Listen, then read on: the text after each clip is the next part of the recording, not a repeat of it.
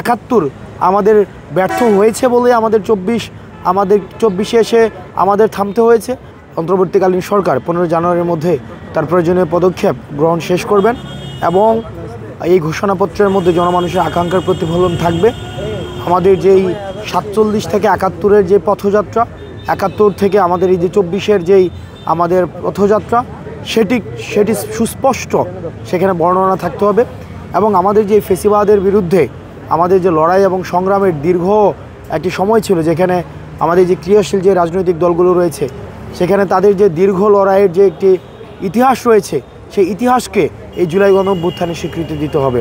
কারণ আমরা এই যে অভ্যুত্থানটি হয়েছে, এই অভ্যুত্থানের চূড়ান্ত পর্যায়ের পূর্বে আমরা একটি রাজনৈতিক একটি দীর্ঘ লড়াইয়ের মধ্যে দিয়ে যেতে হয়েছে, নির্যাতন, নিপীড়ন, গুম খুন, হত্যার মধ্যে যেতে হয়েছে, যেগুলো আওয়ামী জাহিলিয়াতের সময় আওয়ামী লীগ সেগুলো প্রণয়ন করেছে। আমরা চাই সেখানে এই বিষয়গুলো সুস্পষ্ট ব্যাখ্যা থাকুক এবং পরবর্তী বাংলাদেশ বিনির্মাণের যে প্রত্যয় নিয়ে এই গণঅভ্যুত্থানটি হয়েছে সেখানে সেই বিষয়ে সুস্পষ্ট ঘোষণা থাকুক এবং যে জুলাই গণঅভ্যুত্থানে বৈষম্য বিরোধী ছাত্র আন্দোলনের নেতৃত্ব এবং সকল রাজনৈতিক দলের অংশগ্রহণের যে বিষয়টি ছিল সেটির সুস্পষ্ট ঘোষণা এই জুলাই গণঅভ্যুত্থান বা প্রক্লামেশন অফ রেভলিউশনে থাকতে হবে। সেই বিষয়টি নিয়ে হচ্ছে আমরা মানুষের কাছে আমরা ছুটে যাচ্ছি। কোনো ক্ষেত্রে কিছু বিষয়ে মতপার্থক্য রয়েছে, সেই জায়গায় থেকে অনেকেই হয়তো ভাবছে 71-এর বিপরীতে 24-কে দাঁড় করানোর হয়তো একটি অপপ্রয়াস চলছে। বিষয়টি এমন নয়, বরং 71ও একটি হচ্ছে আমাদের একটি লড়াই ছিল, সেটি ছিল পাকিস্তানি যে এই শাসক গোষ্ঠীর বিরুদ্ধে, পাকিস্তানি অত্যাচার, নির্যাতন এবং শোষণের বিরুদ্ধে। ঠিক একইভাবে 24-এর আমাদের যে লড়াইটি সেটি ছিল আমাদের এই অভ্যন্তরীণ ফেসিবাদের বিরুদ্ধে এবং সেটি ছিল আওয়ামী জাহিলিয়াতের ফেসিবাদের বিরুদ্ধে। দুইটিই হচ্ছে আমাদের লড়াই এবং সংগ্রামের বিরুদ্ধে।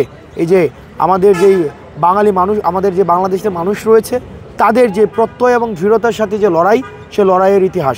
সুতরাং একটিকে দিয়ে আরেকটিকে মুছে দেওয়ার যেই বিষয়টিকে বারবার তুলে ধরা হচ্ছে, বিষয়টি এমন না, বরং এটি একটি ঘটনার ক্রমপর্যায় এবং দুটি থেকে আমাদের শিক্ষা রয়েছে।